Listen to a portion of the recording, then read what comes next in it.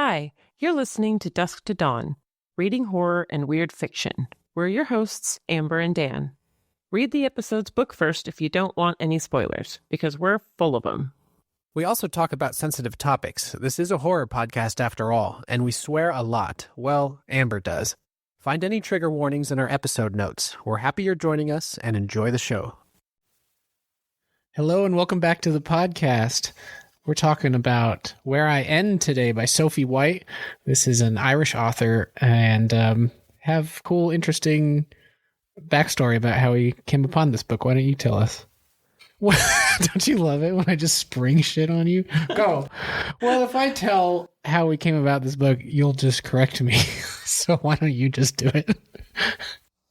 Since we've mentioned this previously, I'll make it rather quick. But we recently went to Ireland, and while we were there, we were looking for horror authors to find some good books to bring home with us at some of the many bookshops that we went into. And one person recommended Sophie White, and specifically this book, correct? Yes. Yeah. So it may have recently come out because this was published in 2022. Yeah, I think it was newer at the time because we went in 2023. Yeah. But he suggested it, but he didn't have it in his shop. And so he wrote it down for us, and we searched for it throughout our trip. Never found it. I did buy her book Corpsing, which I have not yet read, but I definitely will now that I've gotten a better understanding of her style. So we were kind of disappointed we couldn't find it. But when we got home, I figured I would just order it online. And then shortly thereafter, found out that it was going to be published in America. And so we just waited for the American release. So we have the American version of this book, which I believe was released at the end of this last year, 2024. You can tell it's written for an international audience too, because, or maybe it's just in the American edition, but in the beginning they have kind of like hey, the Irish language is in this book, and here's some things you should know about that. And like a little bit of a primer for the Irishness of the book. Well, and also a glossary in the back of terms. So yeah, that would be interesting to know if that was something introduced to the international printing or if it was in the first printing in Ireland. I don't know. We'll have to find a podcast about the book, and then maybe we can find out. Or we can go back to Ireland and just find the Irish version. I like that. Yeah, so I'll start by introducing our author. Sophie White is a novelist, essayist, and podcaster from Dublin. She holds a first-class honors degree in sculpture and is the author of 7 books. She has also been the writer-in-residence at the Museum of Literature, Ireland.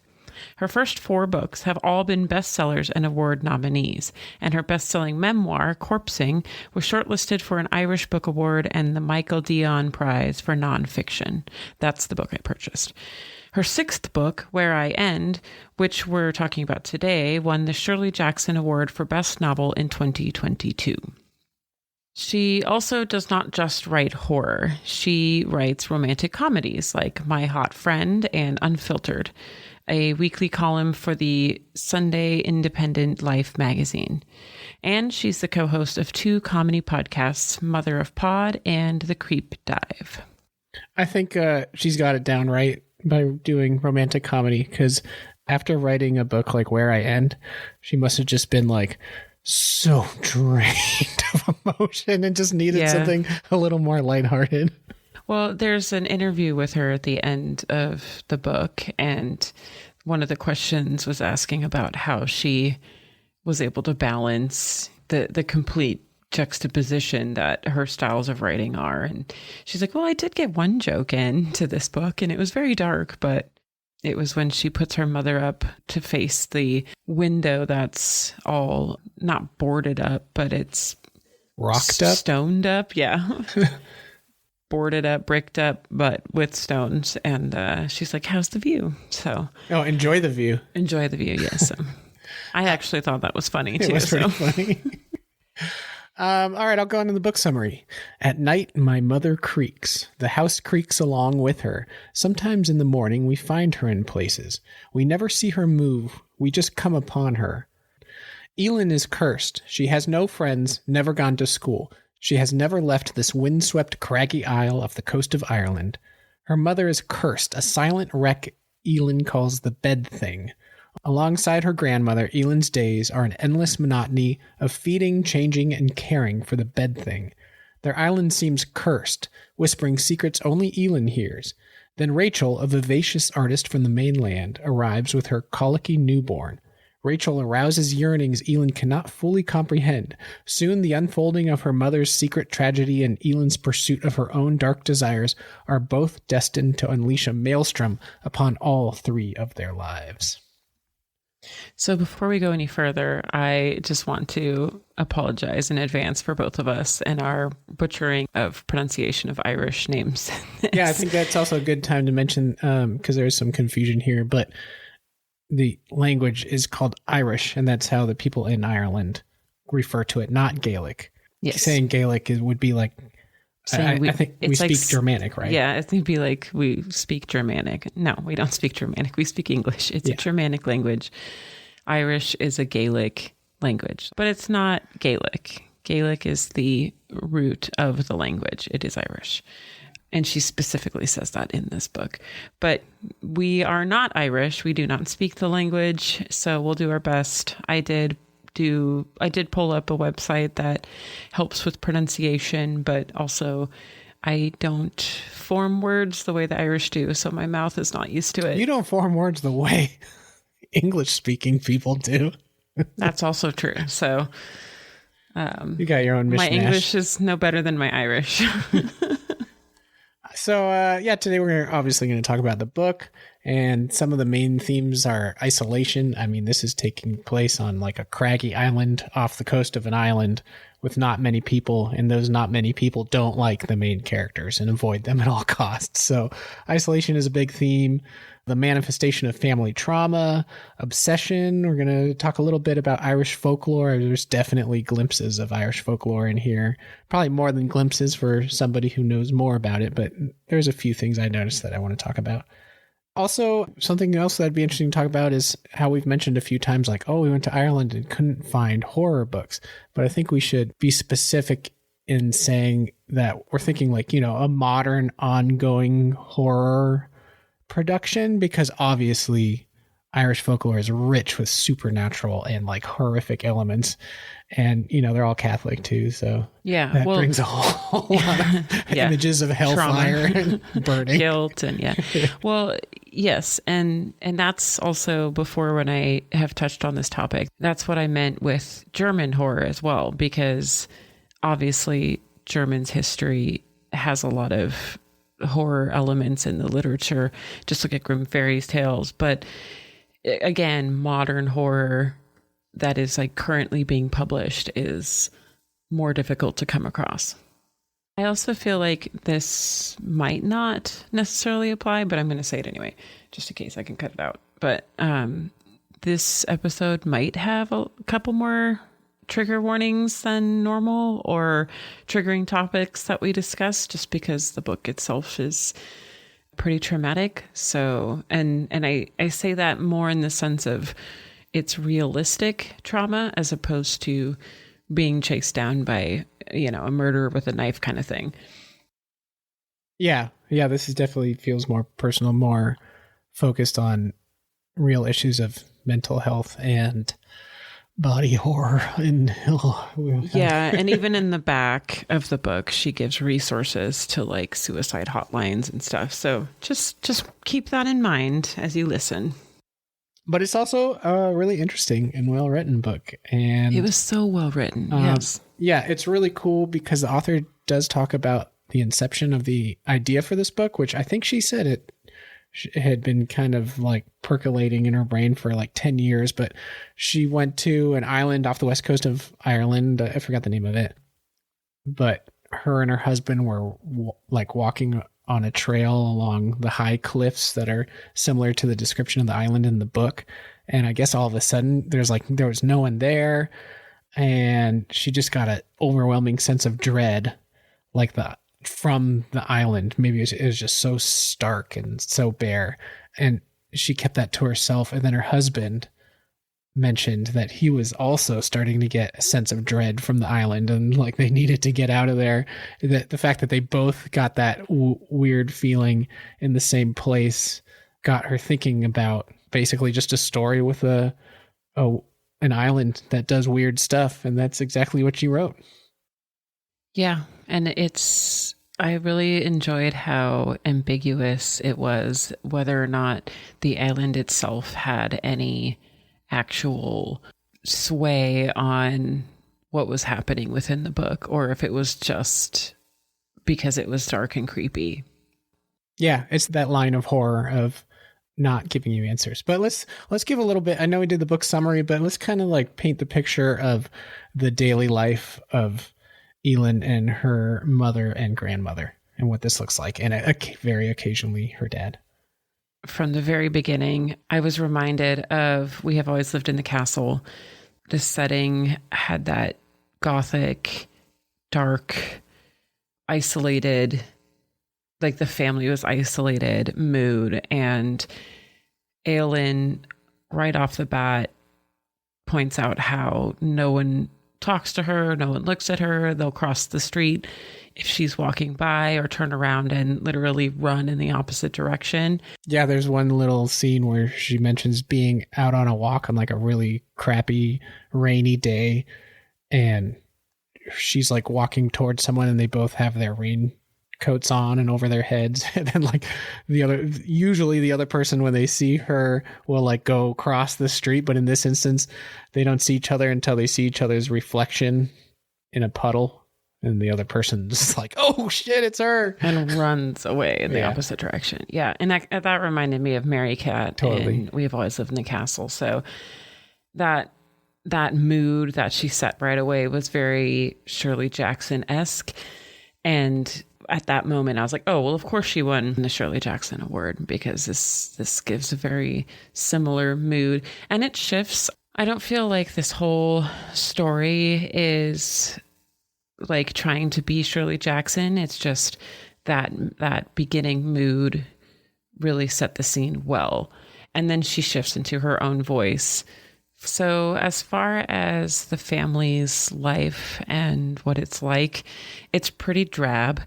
They indicate at the beginning that the front door doesn't have a doorknob, and my first thought was, oh, well, they could repair that. And then I was like, wait, maybe it's on purpose. Like, as you start to get more details, you realize, oh, this is a choice that you've made to not have a door handle on your front door. And the door faces the back of the island too, right? Because the house is up high on the island, kind of facing the valley where the rest of the people live. Another Shirley Jackson-esque. Yeah, but it's not like the front door and windows are not facing where you'd expect, looking out over the vallay. They're facing the back of the house, and the windows have been, boarded up, or whatever word you'd use. But like pieces of rock from the island were used to like block the shale windows. rock. Yeah. Their home is dark because all the light is blocked out. And so they leave lights on pretty much all year round. They need lights even in the summer when it's sunny out. It's still drab and dark inside. Basically, Aelin and her grandmother, they use the term Mori, which is the Irish version of grandmother. But the two of them just take care of Aelin's mother, known as the bed thing. And called it.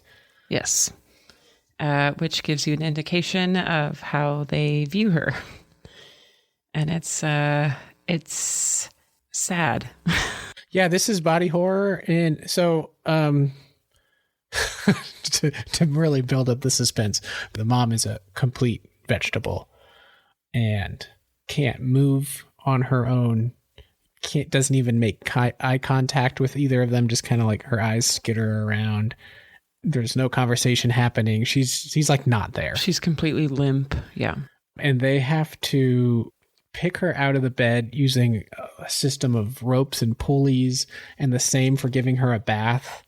It's not like they can, give her an arm and walk down the hallway. She's a complete vegetable and is like not there. And they've been doing this their whole lives. I think Aelin said maybe she started when she was 10. I don't know why I think that, if that's true or not, but her mom for has a been, long time. I think that was about the time she started to give up and trying to get any kind of reaction from her mom. Aelin would wrap her mother's arms around her and try to get her to like hug her or react in some way. And I think that was about the time when she started to give up and disassociate when she was 10. But her mother had been like that her entire life. And she's 18 going on 19 in the book. Yeah. Now, I've never had to do this. Like, I've never seen anyone take care of, someone kind of in a vegetable state like that. My grandparents all died a while ago, so I didn't even really have a grandparent experience growing up. So this is something I obviously have heard about people who are taking care, typically people older than us, but it does happen. You maybe had a little experience with your grandparents. Yeah. So my grandfather had a stroke and half of his body went paralyzed. So he could only use like the right side of his body. So he wasn't completely paralyzed and he was still there mentally and could talk and stuff. But it was a very frustrating experience for him and for his wife, who was about a foot shorter than him or 2 feet shorter almost, and had to lift him out of bed. He ended up eventually being in a wheelchair. So there were some similarities.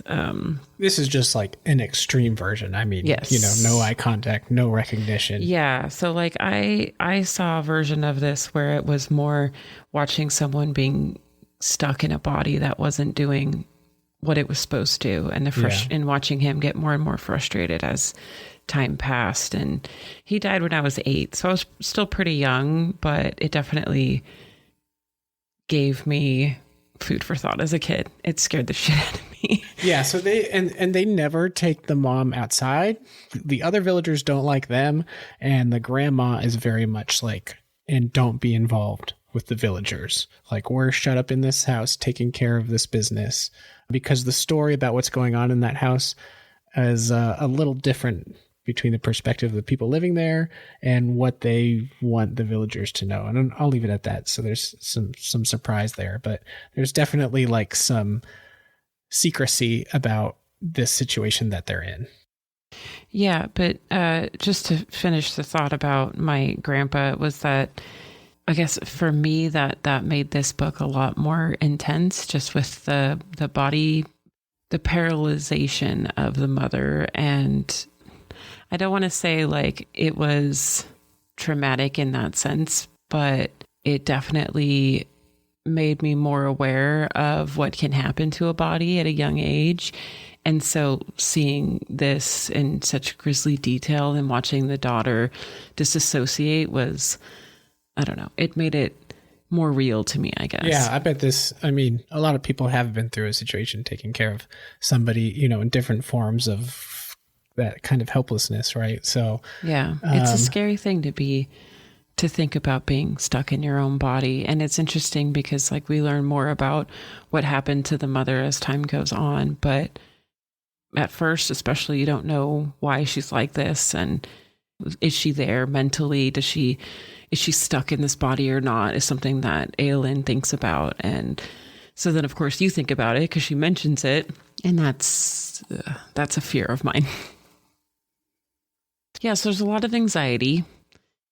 And then we also start to learn more about the mother physically through Aelin going through the motions of the day and giving her a bath and talking in detail about the sores on her body and talking about her hands and how they're basically stubs because she's dragging herself out of her bed at night and she doesn't move, but then they find her in different places. Yeah, that's super creepy. Like with a trail of blood because she's dragging herself and her fingers are like basically bones. And you're like, what the fuck am I reading? Yeah, it kind of feels like it went from we have always lived in the castle, stressing the like their oh no, not this word again. Okay, the word is ostracize. Their ostracization. Yes. And then if any of you guys have seen the movie Saint Maud, which is really cool, A24 horror, and it's about somebody taking care of a cancer patient. So it's different, but it kind of had similar vibes of like somebody taking care of a terminal person, and strange things are happening. I also got vibes from The Wicker Man, which is a movie from the 70s. Not so much in the life of this family, but the island and how the island's just isolated. They don't want anything to do with outsiders, and they're all kind of creepy. Yeah. It's a very different story, but just that aspect of it really reminded me of The Wicker Man. Also a very good movie. Yeah, let's talk a little bit then about Rachel. That's kind of like the second major element that happens early on. So we get this establishing shot of Aelin taking care of her mom with her grandma, and just like how horrible it is. I mean, just to be a young woman and have your life be that. And she's not going to school or anything. She never did. Never did. Her grandmother's cold and barely talks to her. There's no physical interactions with people. She never gets hugs or pats on the back or anything. It's very just do your job, do it well, and that's it. That's all you get. Yeah, that's like been her whole life as she's like going through adolescence. But then this is actually pretty cool. So what happens next is the island has been marked out by the mainland as like a historical like heritage site, and so every now and then the mainland gets interested in the island, and they want to come over, and they're turning an old knitting factory into a museum. And they're going to have a resident artist come over from the mainland, and she's going to do a bunch of paintings, and they're going to have like museum stuff about the island. And it's kind of funny because the main character Aelin is like, this is so dumb. It's not a quaint, idyllic look into the past. It's just like a barren, creepy island. But anyway, so that brings this character Rachel in, who's the artist in residence, and she's just given birth. And so Aelin ends up encountering the two of them and forming an obsession for this woman, because this woman is, a new mother, voluptuous, giving her baby all of her attention, is everything her mother is, her own mother is not. Or her grandmother, just seeing anyone give affection, because the villagers run away from her and things too. So she's not used to seeing anyone give any kind of affection. And then she sees this woman who's healthy, probably has that glow, the new mom glow, and is an artist. And yeah, it's just, and she seems pretty buoyant opposite. And, creative and all these things that she does not have at her own home at all. So they start a relationship in terms of like being friends. I think the main character has definitely sexual feelings about her, but it's not very overt. And it's not necessarily specifically her. It could just be another human and discovering different emotions. It's just like discovering life, basically. So yeah, and then that kind of establishes the main hook of the book, right? Her living in this terrible situation and then finding a companion who resembles life, and it just like completely messing with her brain and her expectations of what her life should be. I have a quote that I'd like to say that I think gives a really good indication of what Aelin's life has been like, and explains the way that she is in a way that just shows her innocence, her lack of understanding, and her lack of being raised by people who give a shit about her. So it's startling. A little like my food is fighting back. It reminds me of the time I placed a spider in my mouth. I was much younger. I had seen a spider come out of my mother's mouth. I didn't know it wasn't normal. Like, that's that's where she's coming from. That's where she's coming from. Yeah. And it's those few sentences just say so much. Like, I don't even know how to.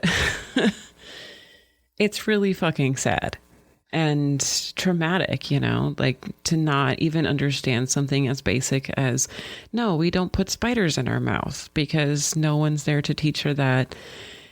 And she has not learned any of the social cues that kids would teach each other, even if your parents don't teach it to you. She has literally no one. Yeah. And another interesting thing to mention is the relationship with the dad. So the dad grew up on the island and married the mom and took her to the island. And, you know, the mom was a normal functioning person as far as we know. You know, the state that she's in this book occurred after Aelin's born. But the dad still works on the mainland and he visits once a month, and it's so creepy, and probably it probably has a lot of parallels in real life. But, you know, the situation in the house is so bad, and this girl and her grandmother's entire life is dedicated to taking care of the mom. And then the dad will come once a month to have dinner. And when that happens, it's basically their job to like clean up the mom and wheel her to the dining table. They put on a performance. Yeah. And the dad just comes and eats dinner and kind of like smiles. How are you guys doing? Pretends everything is fine and normal. Yeah. And then bounces until the next month. But it's just kind of like, hi, yeah, hey, good to see you guys. Hope everything's fine. And he brings them money and clothes and some supplies from the mainland, but he's out pretty of the much picture, non-existent. Yeah. And Aelin does not like him either, especially towards the end when she starts to come into her own self. She realizes how much she hates this man. Yeah. I mean, he's a person who is willfully not seeing, you know, I guess the generic term is the elephant in the room. In this case, it's, I don't know, just a horrifically obvious tragic thing in front of you, and just like, let's ignore it. Yeah. Because he doesn't want to get involved, right? He doesn't want to take care of her, and he does have to work and all that, but it's clearly like, it feels like he's doing this totally out of duty.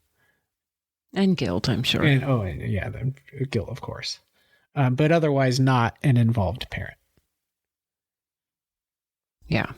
Even though the book is incredibly tragic and the story is intense, to say the least, it's also very beautifully written. Some of the symbolism and just the way that White describes things is really just, for how tragic and horrible it is, it's really, really just beautifully written. At one point, she compares her mother to a wrecked ship. And although it's a really terrible comparison and sad, it just sounds so beautiful. So she says, I raise her like salvage from the bay. She is a wreck. The skin beneath her rib cage curves inward like a small sail filled with wind. The bones are its rigging.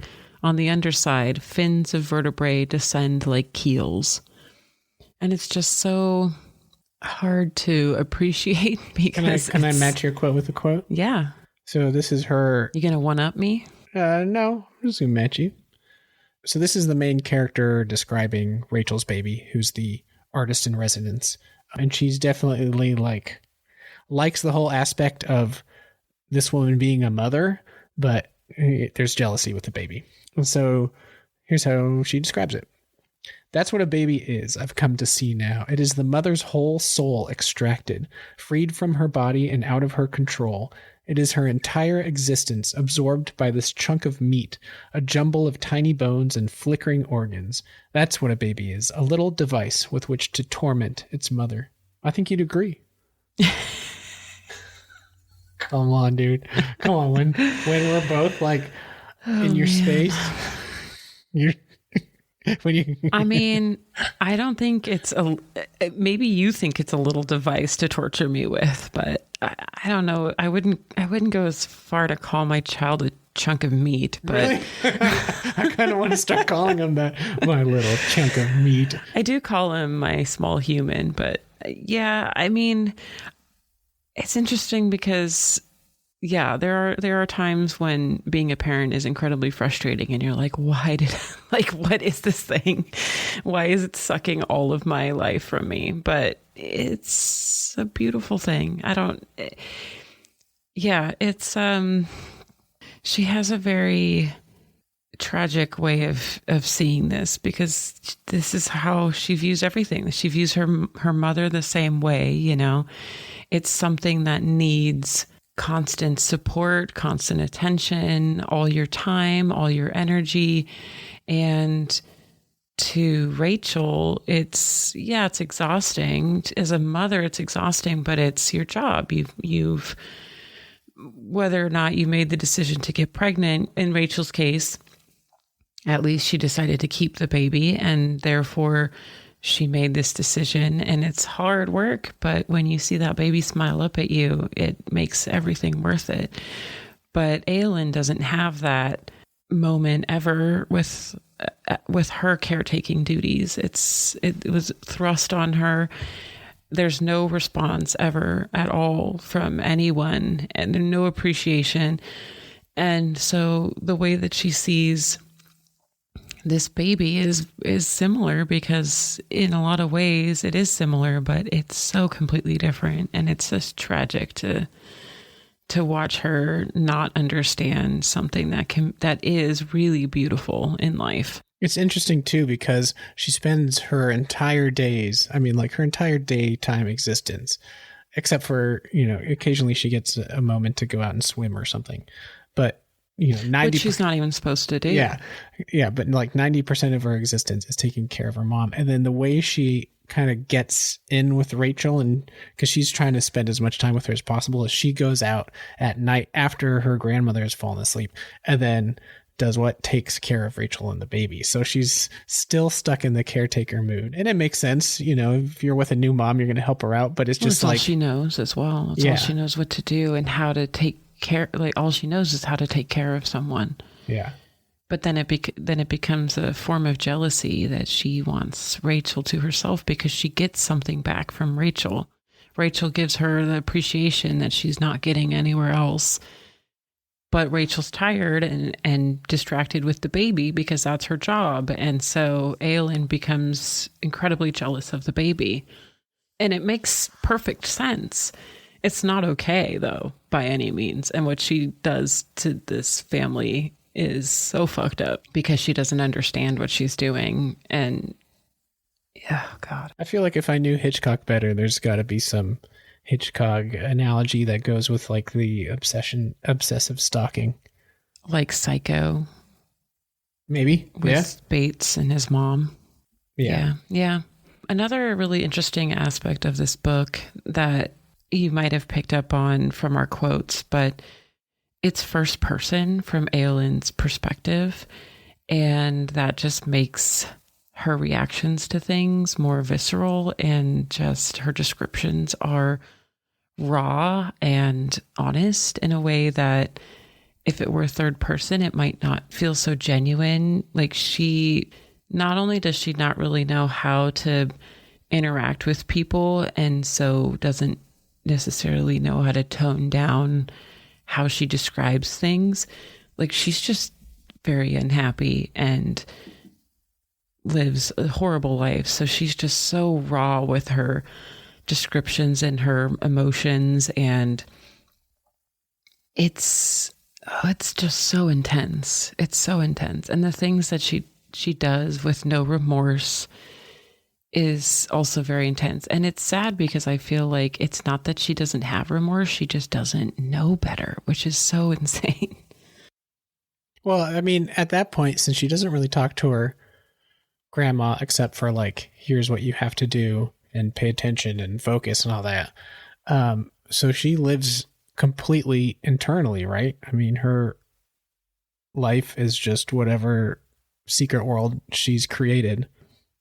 I think a good metaphor for that is there's a really cool description of the house and how like the behind the sink and the oven, I think, but man, part of the kitchen, part of the wall, like all the timber has been taken out of this stone wall to be used in the mom's bedroom to help with like the pulley systems and all that stuff to move her around. So the rock there doesn't have any supporting wood. So you just see like cracks of light from the island coming through. And that's one of their small light sources. But it seems like a good metaphor for almost like her psychology. Like she's completely trapped within this dark inner space, but then there are little cracks of the world coming through. And of course that world is a creepy island. Yeah, but also she doesn't know what to do with it, you know? I want to talk a little bit about the Irish folklore vibes I got. I'm no expert, but I definitely got vibes of changelings and banshees were the two that really came to mind. Interesting, yeah. What should I start with? Let's start with banshees. Banshees? I felt like the mom is almost a reverse banshee. Okay, the banshee would typically appear in 3 forms: as a young maiden, often to lure people toward her with sweet singing, similar to that of mermaids in their siren songs; a full-figured matron, or an old wretched crone. Whatever her form, she would be dressed in a gray cloak and her eyes were permanently red due to constant weeping. It doesn't quite match the description of the mom, and she's definitely not a young maiden, but there's something about banshees being harbingers of death and wailing and mourning that feels like it's stuck inside the mom. Like she's a banshee that can't go into the banshee form. She's like still stuck in a human body. Like in a weird limbo. And there's also, there's definitely part of the book that feels supernatural. I mean, like Amber said, it doesn't really say like this is supernatural, but one of the things is like the idea of spirits of the dead on the island perhaps being, like stuck, especially because the dirt on the island is too thin to build graves. So for a long time in the past, people couldn't be buried on the island. I think they maybe mentioned that they ship them to the mainland now. I forget. But. Yeah, I think they now, just like when women are about to have a baby, they go to the mainland, have their babies, right. And they're buried there as well. Yeah. They send women to the mainland to have babies, which is weird. Especially because most of them don't know how to swim. So there's like this element of danger too, leaving the island. And a lot of people would drown over the years because you couldn't grow food either. So there are a lot of fishermen, but they didn't know how to swim because they thought it was bad luck or whatnot to go in the water. So a lot of dead bodies would come up on shore, which they didn't want, couldn't bury him. So what did they do? Oh, you're doing a me on you. Wait, you're doing a me on me. Yep. What did they do? They have this thing called the grave wall, right? Is what they called it. And essentially it was the side of the island. So they would take a rope and tie the rope at first around people's necks, but that didn't work out. So they had to change it to their torso, but tie people into a rope and then loop it on like a sharp crag on the edge of the island. So they would hang off the island and then the waves would come and eventually do its work and break down the bodies. Like break down the body. Because they used to just, like throw the bodies off the cliff, but then it would just like sit in the water and they'd get really gross. So by hanging them on close to where the waves are washing it like gets rid of everything. It reminds me of pirate lore. I don't know if totally. If it's like I'm thinking of like a Pirates of the Caribbean movie or something, but I just feel like I know from something to do with pirates of dead bodies hanging off a cliff. There's also the sound of a baby crying in the distance that Eowyn and Rachel end up hearing, which gave me banshee vibes. And her grandmother as well, right? Yeah. And it's one of those things where they'll like, is it a baby crying or is it just the wind whistling through the stone in the wall? One of those kind of things.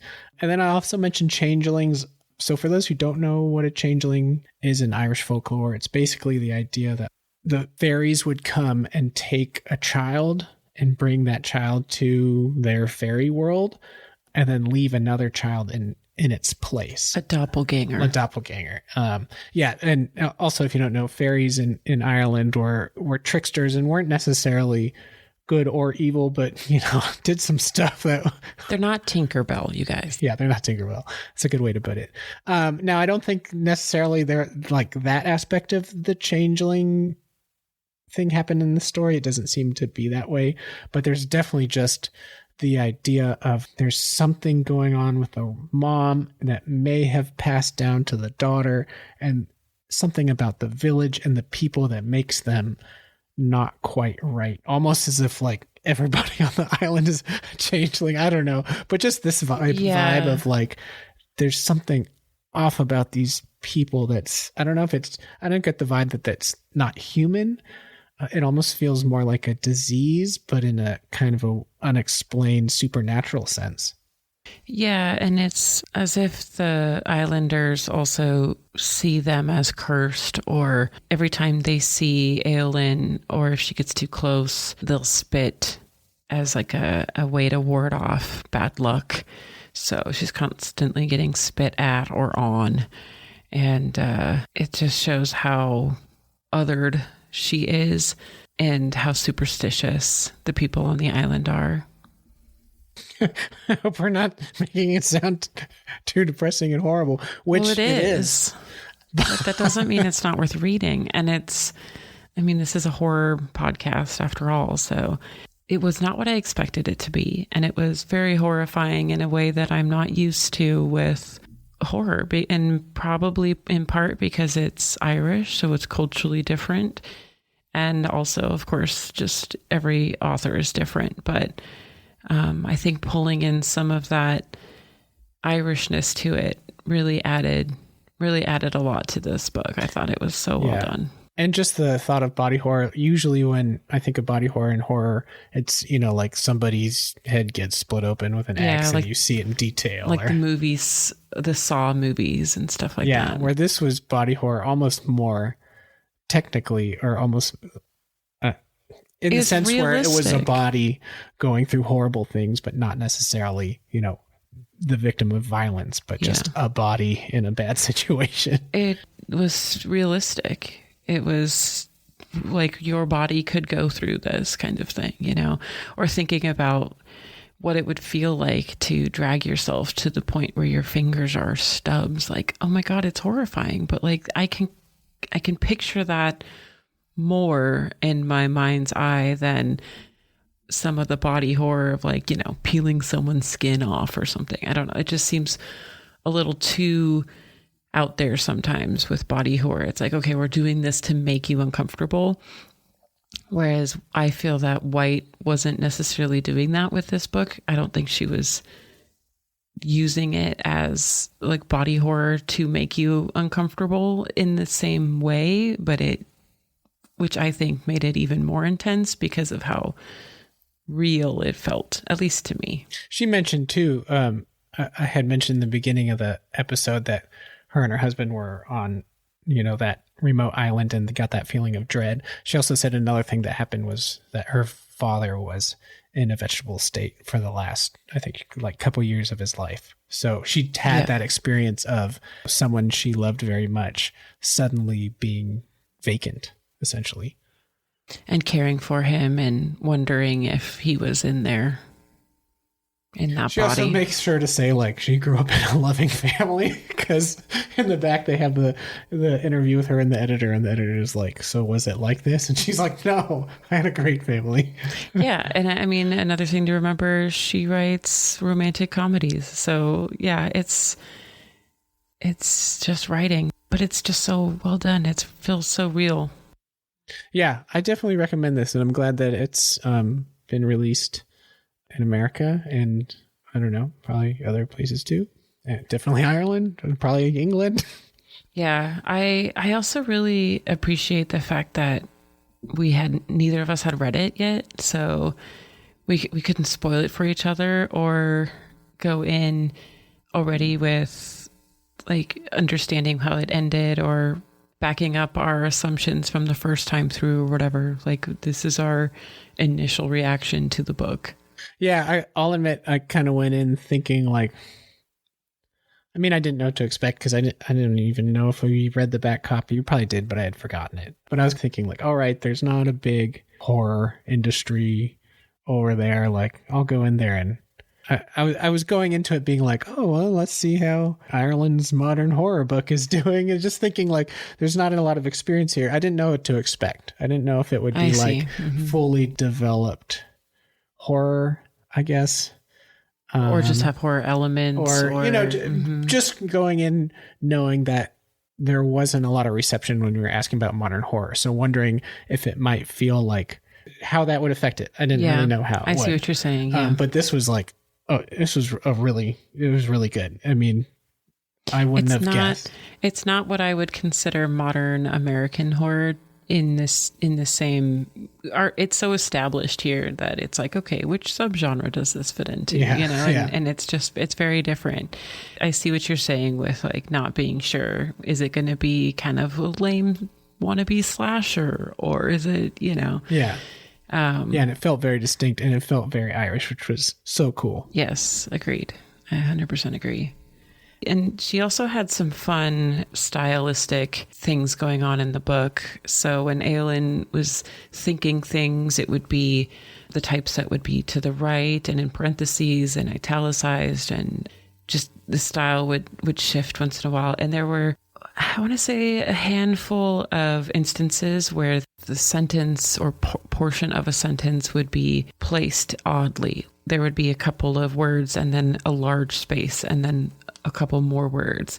And after about the second or third time I saw this, I was like, okay, I'm going to write all these instances down and see if it says anything. And it actually came out really cool because it did. So the first instance, it just says my home, period. And it was offset. It was typeset to the right.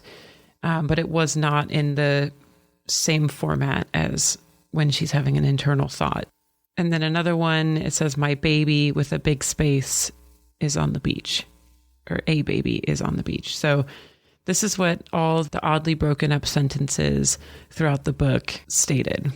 My home, my house, alive again. A baby is on the beach. Witness it. Witnessed the island. She will last forever. We never see her move. She will last forever. And it's just... Ooh, spooky. Right. And it's cool. Yeah, I thought that was a fun little thing that I found in there. And it's, in a sense, she's talking about Rachel. She's talking about herself. She's talking about her mother. She's talking about the island. Like, just in these little odd pieces of text that were done differently, it encompasses so much of the book because she's also a baby on the beach.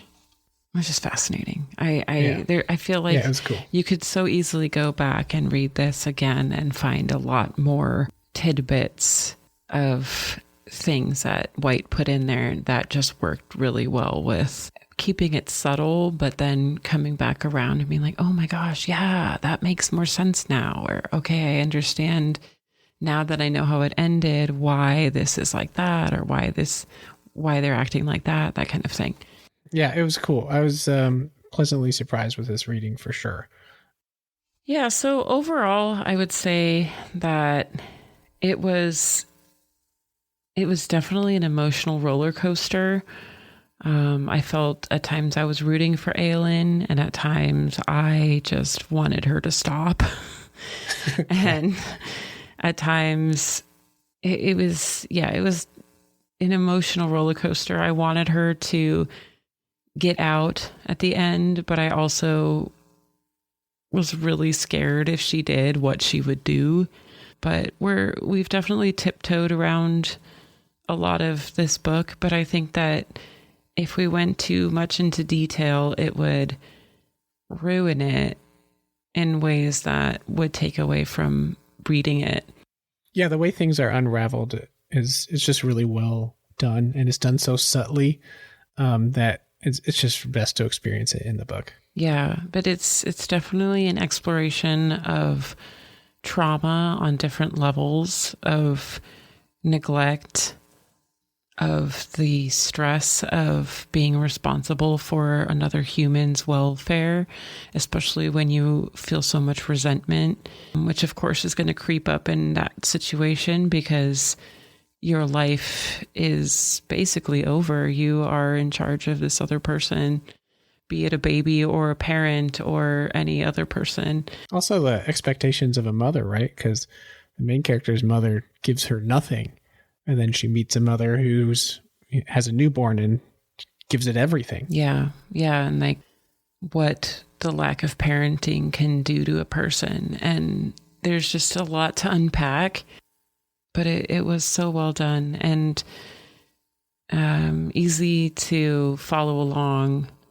And her prose was just so good. I'm curious to see what her corpsing book, what if the style is similar or if she just pulled this out of left field, because I'm assuming her romantic comedies are going to be very different with how she describes things and stuff. A romantic comedy with like desolate, sparse prose. I don't know. Yeah, Give it to me. I'll try it. No, I won't. I'm not going to read a romantic comedy. Yeah, but it was definitely an experience. I would highly recommend this book. It was hard for me to start.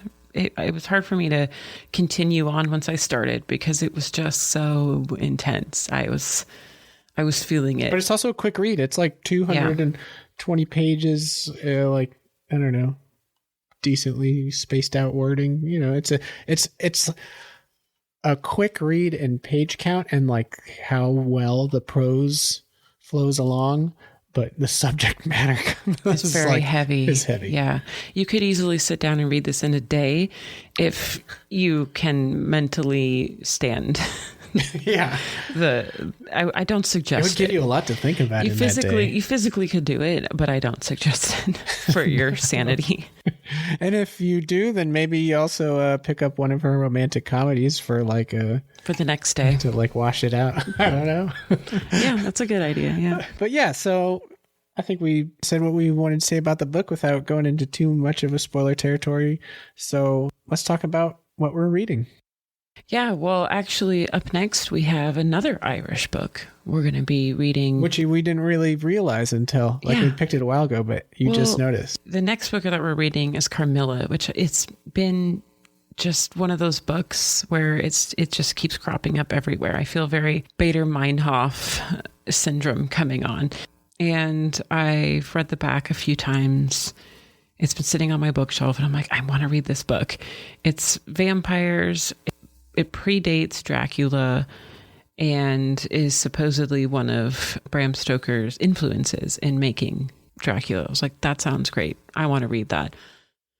And the author is Sheridan Fanu. And so my thought was that it was French, but it turns out that he is actually Irish.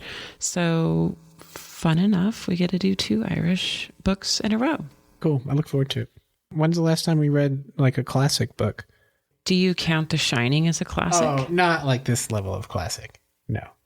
Then that's like a classic American horror. Then I think this would be our first. Yeah. Okay. Cool. I mean, this is our first pre-19th century or pre-20th century book because this was written in 1872. It was written, so it's our first 19th century read. Cool.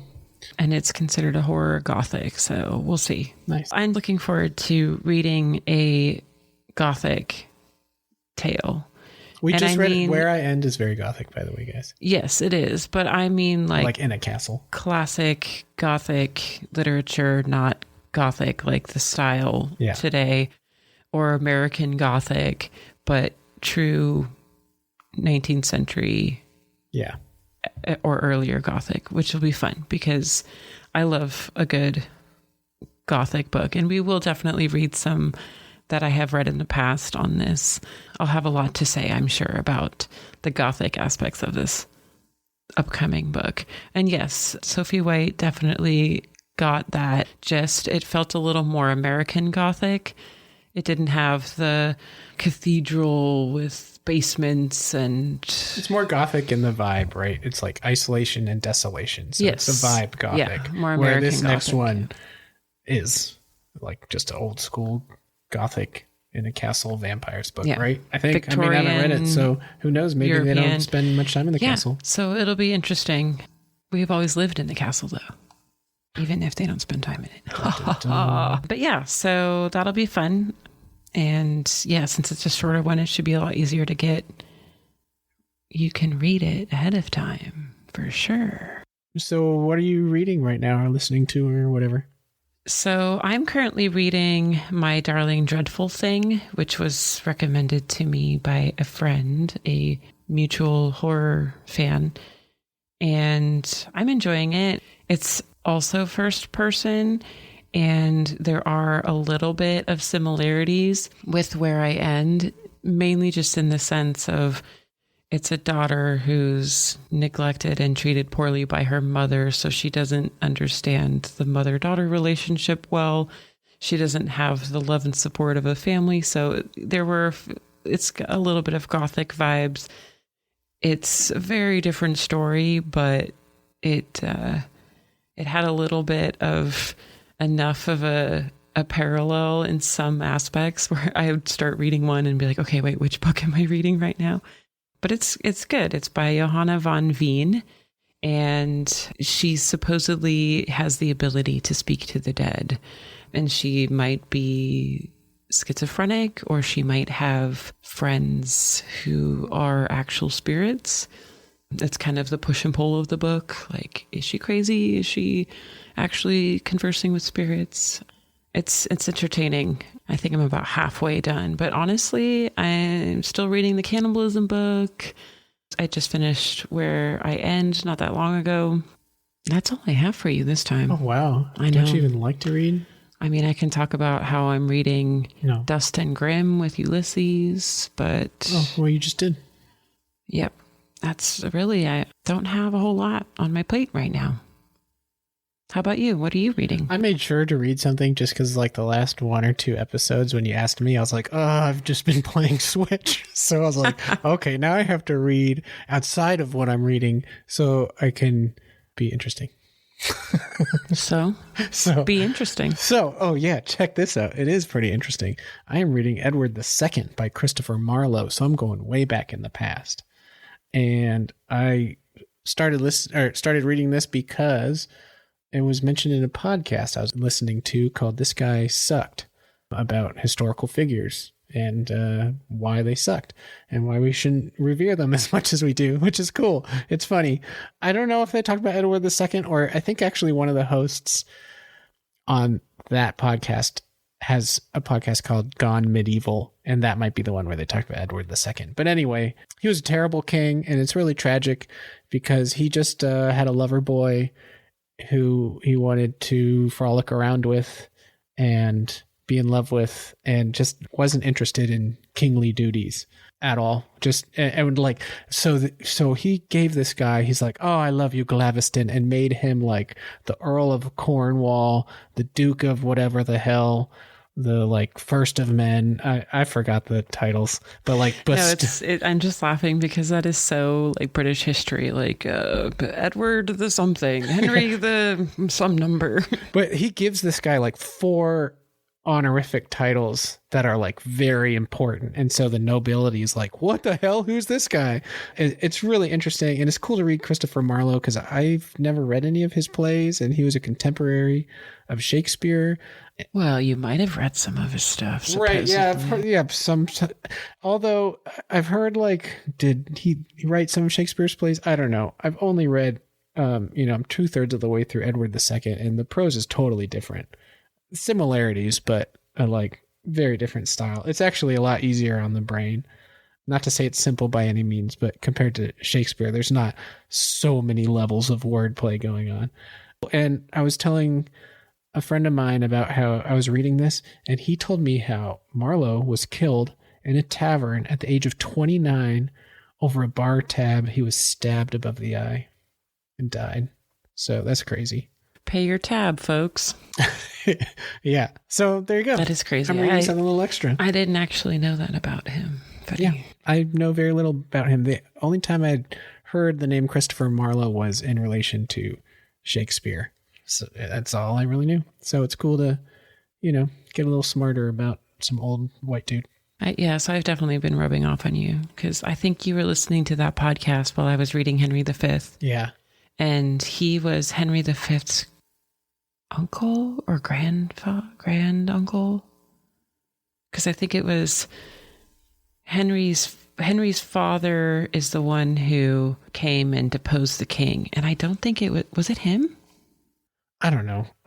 I mean, the reason I occasionally dip my toes into medieval history, because you'll talk about it and I'll be like, I don't know shit. And then I feel dumb. And then so I just need a chart. Read Edward II. But it's just like Edward II enters the play. Yeah. The play's about him. It's over. See, my problem is like all the books I read, they say like their number once and then it's just Henry or Edward. and then I forget like, oh fuck, which one was it? But yeah, also, I just need a chart of like who was who when, and this is why I keep having to read medieval history because I can never remember who the fuck was. It's so interesting, man. Who was where living when back then would have been awful. No, God. I listened to a podcast episode. I think it was the Irish History podcast, maybe, and it was all about Irish peasants' teeth in the Middle Ages, and it was bad. It was bad. Well, and I've told you about how Italian towns would shit and piss in the water if they were pissed at their neighbors downstream. That probably happened all over the place. Well, yeah. I just know specifically. Yeah. I think I was in Lucca with my family, and I feel like I learned it there because they did that, or a town upstream did that to them. I don't know. Yeah, no, not fun. Not a fun time. And definitely not a fun time to be a woman or anyone who wasn't royalty, basically, or the Pope. And let's see. I think we should mention. So this will be our 8th episode coming out, which is pretty exciting. This one that we are doing right now is our 8th. This is our 8th episode, and we're talking about going to 12, maybe 13, because it is a horror podcast. So, that would work out pretty well. That'd be cute. But we're going to do 12 or 13 episodes and then call that season 1. Then take a break for the summer and start up again in September, we're thinking. But we'll take a month and a half off to be able to read some other stuff and maybe do a little exploring for the next one. But we're coming up on the end of our first season. Yeah. And also it'll be nice to go outside and touch grass with our child. We should probably do that. So within probably the end of the next episode, we might lay out the rest of our books for this season. Just to, I don't know, hold us accountable. I mean, we've hit 2 weeks every time now. Yeah, go us. Haven't been late. So thanks for listening and see you next time. Well, if you've made it this far, then we didn't scare you off. Thanks for listening to Dusk to Dawn, reading horror and weird fiction. Please rate our podcast, and if you like, follow us on Instagram at Dusk to Dawn Podcast, which is also our Gmail address. Tell us what you liked or didn't like about the show, and let us know if you have any book suggestions. See you next time. Bye.